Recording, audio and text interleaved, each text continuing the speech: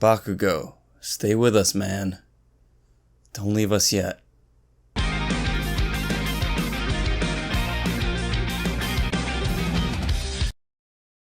What's up? It's Truth Hero, and if you thought this arc was boring, are you not satisfied? Welcome back to another My Hero Academia chapter review. My Hero Academia chapter 362 of the manga. We'll discuss everything from, well, there's really only one thing to discuss. Is this truly the end for Bakugo? Also, did his quirk just awaken? And did he go light speed to hit Shigaraki? Let's dive into this one. Our chapter opens where we left off, with Tamaki Amajiki firing his vast hybrid plasma cannon, producing a beam that reaches miles outside the structure and is hands down one of the most powerful attacks we've seen in the entire series. And of course, it's still not enough to hurt Shigaraki. I mean, what do the heroes have to do at this point? They can't even scratch this guy. Is there nothing out there that can do damage on him? Shigaraki then taunts Tamaki and the other heroes, saying, "Do you think an attack like that would have killed Prime All Might?" And this is such a great insult because one, he's just rubbing it in even more. You still can't touch me. And two, he's comparing himself to Prime All Might. I mean, the nerve, the gall, how dare he do this? Actually, he's pretty strong. I'd like to see Shigaraki vs Prime All Might. That might be a good fight. At this point, I'm out of ideas. I don't know what's left for the heroes to try against Shigaraki, and as we see later in this chapter, they certainly try. It makes me wonder if they're all approaching this from the wrong angle and trying to face Shigaraki head on and break through his armor. Maybe Mirio was right when he was talking to Shigaraki about friends. He got inside Shigaraki's head. Maybe the key is to unravel Shigaraki and his bond with All for One from the inside, cause him some emotional turmoil. Unfortunately, the only people with emotional turmoil in this chapter are the heroes. There is one thing the heroes haven't tried against Shigaraki, and that's Bakugo unleashing his ultimate power. As the situation looks hopeless, and much to the surprise of heroes like Best Jeanist, Bakugo, in a moment of clarity, stands up and begins walking towards the battle.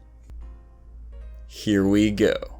This panel of Bakugo just exploding on Shigaraki's face is, that's not. Dynamite unleashing a howitzer right in Shigaraki's mug is extremely satisfying. Now, satisfying for all you Bakugo stands as this may be, what exactly is happening here with Bakugo?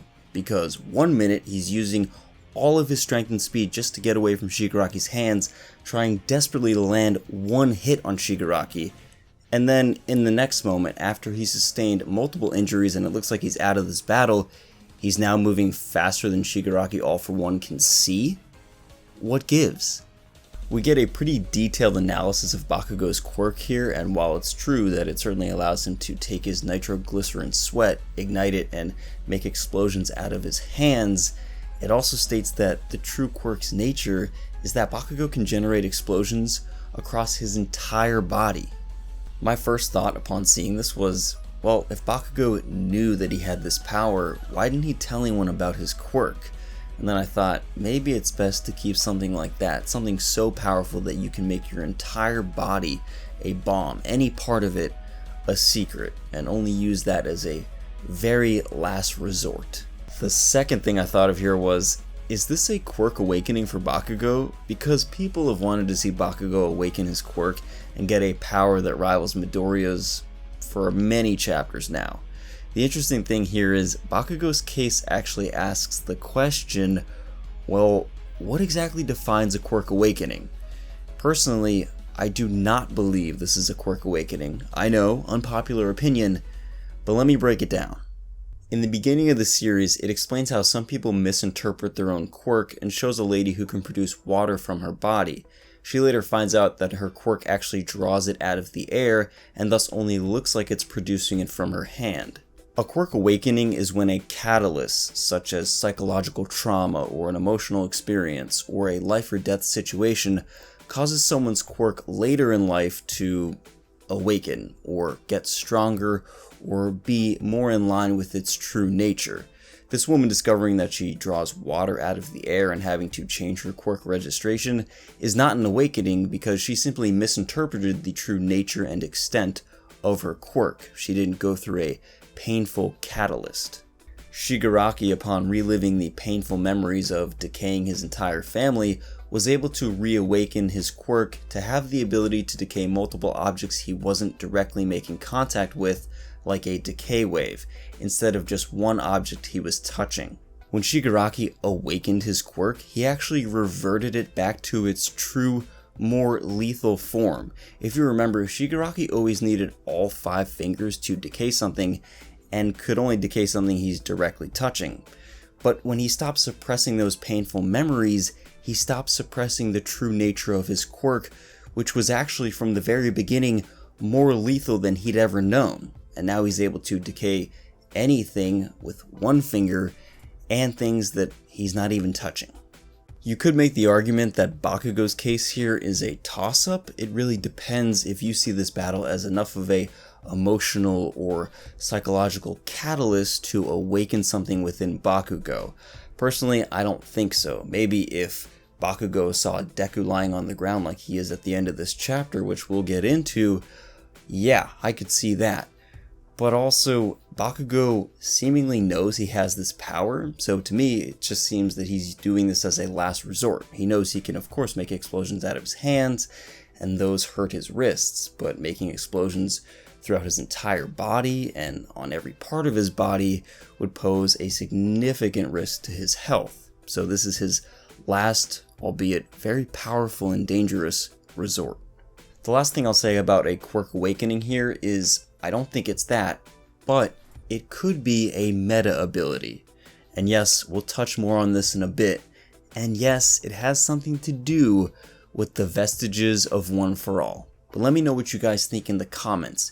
Is this a Quirk Awakening for Bakugo? Am I wrong or am I right? Love to hear your theories down below. With gleams and explosions in his eyes, Bakugo attacks Shigaraki and wonders to himself, can I still keep up with you, Izuku? All for One also feels uneasy, even though his body isn't even on the line here, and then remembers the second user of One for All. What a heartwarming moment for Bakugo, and yes, you definitely can keep up with Deku. Okay, you're going light speed out there.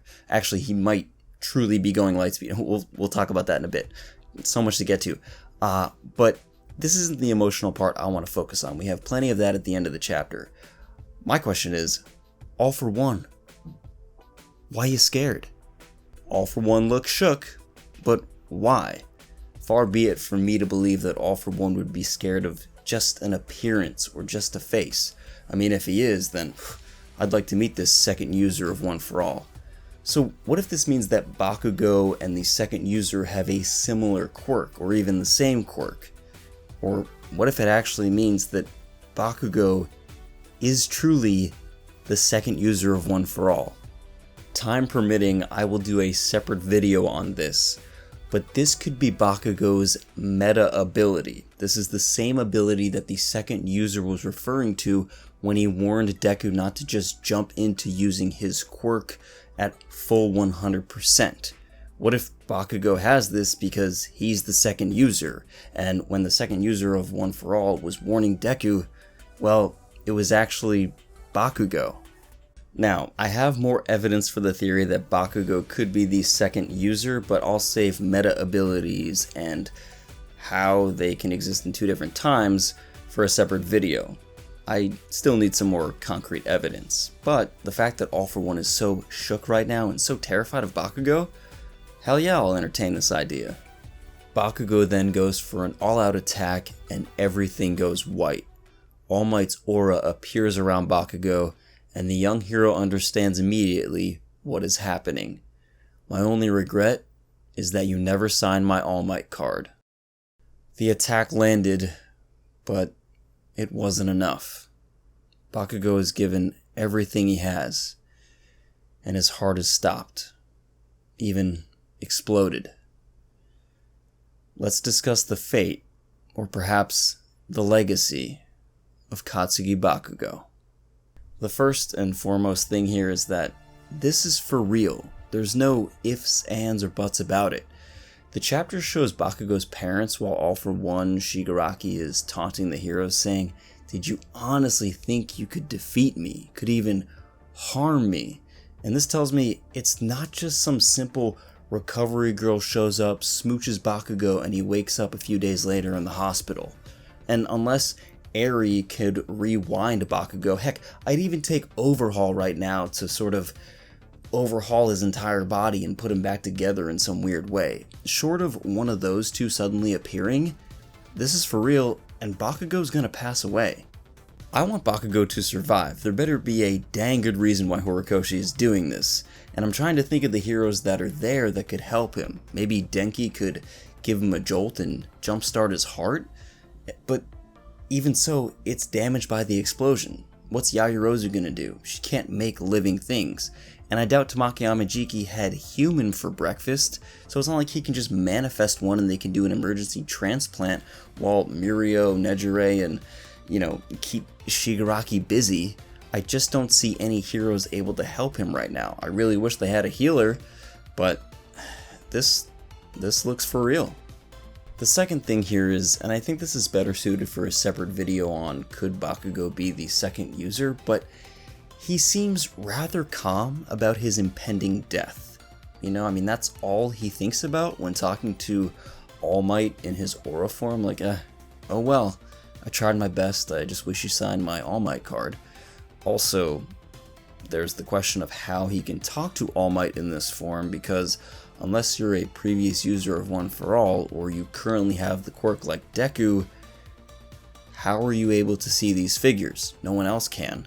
I just find it kind of perplexing that Bakugo is so calm in this moment. Usually he's ramped up to 100, and I know he's a bit of an extreme personality, but how many high schoolers do you know, even in manga, that are completely fine with their death? And completely fine with, I tried my best against Shigaraki. Bakugo wants to be the #1 hero, and him defeating Shigaraki in this moment would probably make him so. So the Katsuki Bakugo I know is suddenly a different person in this moment, and it leads me to believe that maybe Bakugo is suddenly at peace and ready to join his brothers and sisters among the vestiges of One For All. So maybe Bakugo will pass on, but we'll still get to see him. And it goes without saying, this was one of, if not the most powerful attacks we've seen in the entire series, and it still did nothing against Shigaraki. So I'm completely out of ideas, except for the mind games. Shigaraki, you're invincible. The last thing I want to touch upon here is civilians at the time of Bakugo and the hero's attack on Shigaraki are starting to notice a rise in temperature. I'm wondering if this was from Tamaki's canon before, but it seems too important. Did Bakugo's attack raise the temperature of all the surrounding cities, and maybe the heroes can't feel it because they're sweaty from battle, or they're protected by their quirks? Did Bakugo actually go light speed on Shigaraki? Of course, he didn't use his explosion at light speed, but I feel if he did, he would have just incinerated the entire place. Because, physics doesn't allow you to go light speed and then not heat up everything around you. So, amazing chapter. I just have more questions. But I got questions for you. Is there a way Bakugo actually survives this and I'm overlooking something? Was this a Quirk Awakening? What's with the temperature going up? And with this new evidence, what do you think of the theory that Bakugo is actually the second user of One For All? Let me know your thoughts down below in the comments. If you like My Hero Academia content and these chapter reviews, consider enrolling at UA today by subscribing. And until next time, plus all.